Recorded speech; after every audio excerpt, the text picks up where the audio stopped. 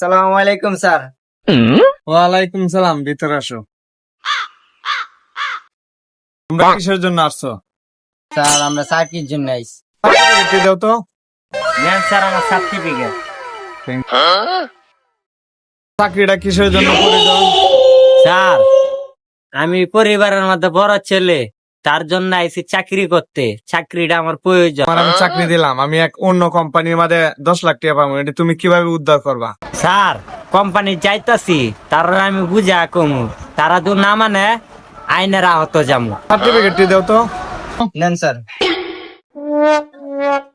এরে আসান, তোমার সার্টিফিকেট চিরা কেন?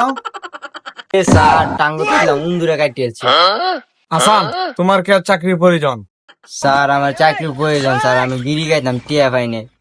প্রতিদিন রাস্তাঘাটে ঘুরি। ধরো আসান, আমরা এক কোম্পানির মধ্যে 10 লাখ টাকা পাই, এই টাকাটা তুমি কিভাবে উদ্ধার করবা?